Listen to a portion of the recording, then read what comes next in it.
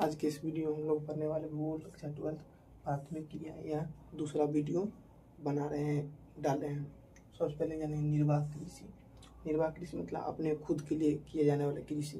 निर्वाह कृषि एक ऐसा प्रकार का कृषि है जिसमें जो लोग जो खुद उत्पादन करते हैं उसका उपयोग खुद ही लगभग या पूरी तरह से कर लेते हैं। निर्वाह कृषि निर्वाह यानी खुद के लिए किया गया कृषि, जो मतलब इसमें उत्पादन करते हैं, उत्पादन का लगभग भाग या पूर्णतः भाग का उपयोग खुद ही कर लेते हैं, उसे क्या कहते हैं?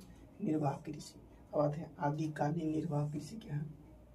आदिकालीन निर्वाह कृषि तो इसे ही इसका दूसरा नाम क्या है? स्थानांतरण कृषि। इसका दूसरा नाम क्या है? स्थानांतरण कृषि। यह आदि जाति के लोगों द्वारा किया जाता है। इसका क्षेत्र पड़ता है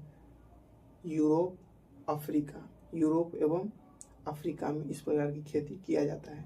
इस प्रकार की खेती में वनस्पति को खेत में ही जला दिया जाता है और उसका जो परत बन जाता है उसका उपयोग हम उर्वरक के रूप में करते हैं और इस प्रकार कृषि में पुराने तरह के औजारों का उपयोग किया जाता है।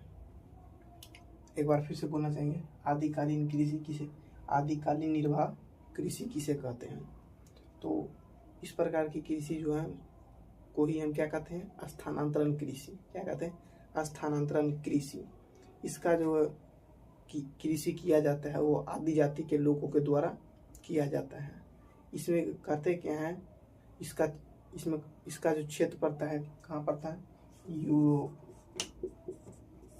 यूरोप अफ्रीका में इस प्रकार की कृषि किया जाता है। यह किसके द्वारा किया जाता है? आदि जाति के लोगों द्वारा किया जाता है और इसमें एक विशिष्ट प्रकार की क्रिया होती है, जैसे मतलब वनस्पति को जला देना और उसी को उर्वरक के जैसा उपयोग करना। यानी वनस्पति को जला दिया जाता है और उसी का उपयोग उर्वरक के रूप में करते हैं। और इस कृषि में जो औजार का उपयोग करते हैं वो पूरी तरह से क्या होता है? पुराने औजार का उपयोग करते हैं।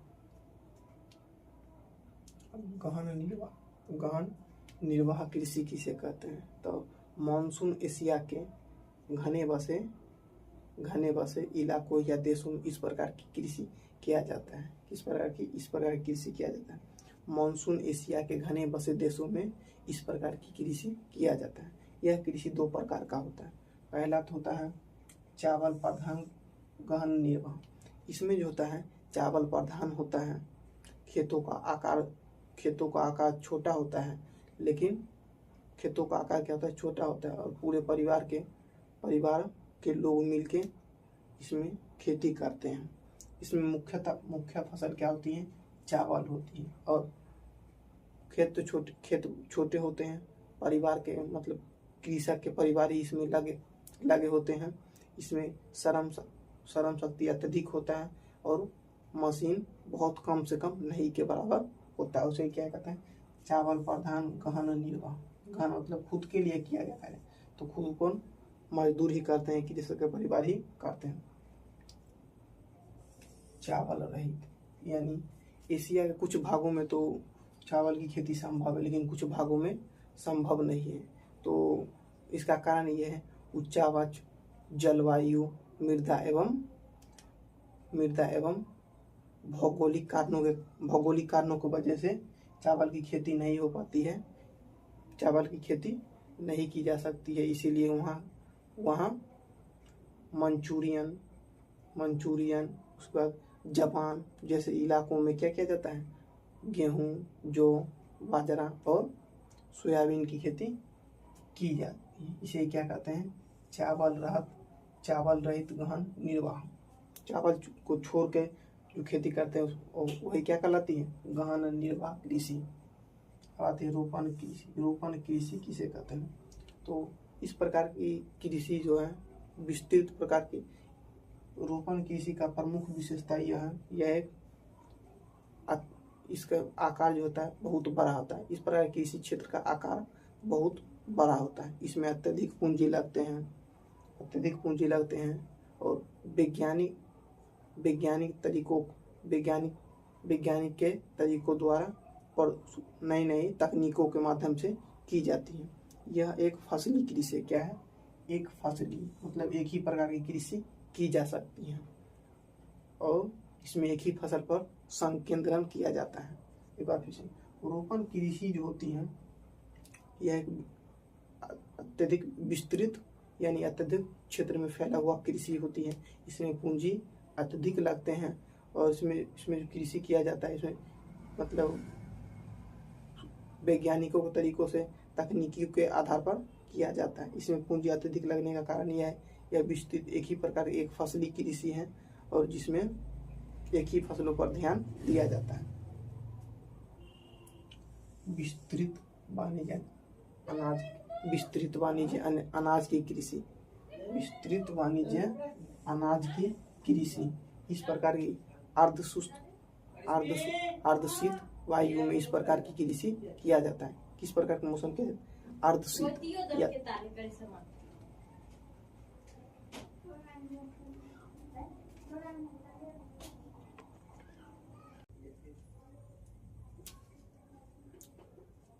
विस्तृत वाणिज्य अनाज कृषि किसे कहते हैं? यह मौसम, यह जो अर्धशीत मतलब या तो गर्मी होनी चाहिए मौसम में या नहीं ज़्यादा ठंडी होनी चाहिए, तो ऐसे क्षेत्रों में इस प्रकार की खेती की जाती है।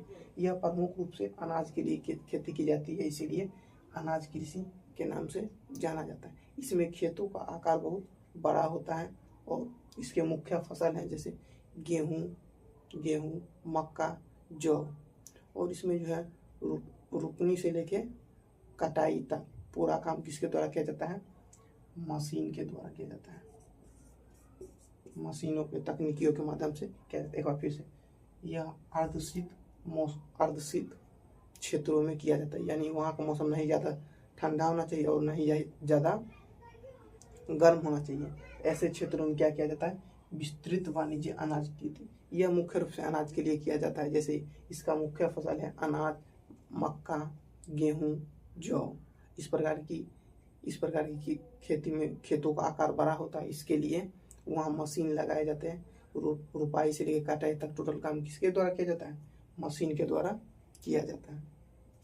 अब आते हैं मिश्रित कृषि। मिश्रित कृषि जो है अत्यधिक विकसित क्षेत्रों में, जैसे मतलब अमेरिका हो गया, अफ्रीका हो गया, और अफ्रीका जैसे मतलब, और दक्षिणी या पूर्वी महाद्वीप में किया जाता है। दक्षिणी व पश्चिमी महाद्वीप में इस प्रकार की कृषि किया जाता है। इसमें होता क्या है? इसमें तो अनाज भी लगाया जाता है, जैसे गेहूँ, मक्का, जौ। इसके साथ चारे के लिए क्या, जिसमें ज्वार, बाजरा, जौ एवं कंदमूल का खेती किया जाता है। इस प्रकार की कृषि में कृषि एवं पशुपालन दोनों पर समान ध्यान दिया जाता है। अब आता है डेयरी कृषि। डेयरी कृषि किसे कहते हैं? तो डेयरी कृषि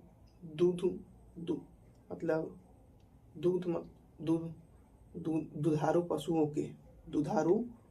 के पालन पोषण के लिए अत्यधिक उन्नत एवं दक्ष प्रकार है। इसमें पूंजी अत्यधिक लगती है। अत्यधिक क्यों लगती है? तो जो पशु होता है उसके लिए चारे की व्यवस्था के लिए, छप्पर बनाने के लिए, भंडारण के लिए अत्यधिक पूंजी लगती है। इसके अतिरिक्त इसके अलावे अगर देखें तो दूध जो निकाला जाता है, पालन पोषण किया जाता है, उसमें सारे कार्य मशीनों के द्वारा किया जाता है, इसलिए इसमें अत्यधिक पूंजी लगते हैं। इसीलिए डेयरी कृषि में अत्यधिक पूंजी लगते हैं। और मतलब पशु को, मतलब दुधारू पशुओं को पाला जाता है, इसे पूंजी अत्यधिक लगते हैं। इसे क्या कहते हैं? डेयरी कृषि। मतलब पशुओं को पालना, ठीक है, उसके लिए चारे की व्यवस्था करना, छप्पर व्यवस्था, भंडारण के लिए अत्यधिक पूंजी की आवश्यकता पड़ती। उसके बाद इसके लिए जनन प्रजनन के लिए चिकित्सक पर अत्यधिक स्वास्थ्य पर ध्यान दिया जाता है। इसे क्या कहते हैं? डेयरी कृषि। एक मतलब व्यवस्था बनाया जाता है कृषि के जैसा, उसे क्या कहते हैं, डेयरी कृषि। भूमध्य सागरीय कृषि, तो इस प्रकार की कृषि जो होती है, इस प्रकार की अति विशिष्ट प्रकार की कृषि है। क्या है, अति विशिष्ट प्रकार की कृषि। यह कैसे क्षेत्रों में पाया जाता है, तो भूमध्य सागरीय क्षेत्र कुछ इलाकों जैसे अमेरिका में पाया जाता है, अफ्रीका एवं ट्यूनीशिया तक में फैला हुआ यह एक प्रकार की कृषि है। यहाँ तक है अफ्रीका, अमेरिका और ट्यूनीशिया तक फैला हुआ। उसका दक्षिणी व पश्चिमी हिस्सों में खट्टे अंगूर इसके लिए फेमस है, क्या है, प्रसिद्ध है। दक्षिणी व पश्चिमी हिस्सों में खट्टे अंगूर की कृषि के लिए फेमस है।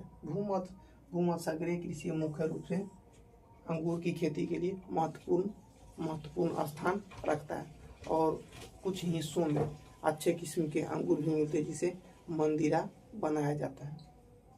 उद्यमी कृषि कहते हैं अत्यधिक पैसा कमाने के उद्देश्य से ऐसे फसलें लगाना जैसे कि फल लगाना, फूल लगाना, और जिसकी मांग कहाँ हो, तो क्षेत्रों में हो, तो उसे ही इसके लिए अत्यधिक खेतों का आकार छोटा होता है, लेकिन सिंचाई, उत्तम प्रकार के खाद बीज की व्यवस्था करके हम उद्यमी कृषि कर पाते हैं। उद्यमी कृषि कहते किसको है, मतलब अधिक पैसा कमाने के लिए ऐसे फसलें लगाना जैसे फल, फूल, जिसकी मांग कहाँ होती है, शहरों में होती है। इसकी मांग कहाँ होती है, शहरों में होती है। इस प्रकार की कृषि में खेत का आकार छोटा होता है और अत्यधिक प्रकार के उर्वरक सिंचाई की व्यवस्था करके इस प्रकार की कृषि किया जाता है। अब आता है सहकारी कृषि हम कहते किसको, तो जबकि कृषक लोग कृषि से अत्यधिक लाभ कमाने के उद्देश्य से अपने इच्छा से समूह का निर्माण करते, संगठन का निर्माण करते, तो सही क्या कहते हैं, इस प्रकार की कृषि को क्या कहते हैं, सहकारी कृषि में होता है सरकार के द्वारा इन पर पैसा लगाया जाता है, इनको सुविधा प्रदान की जाती है। आज के लिए इतना ही, मिलेंगे अगले वीडियो में।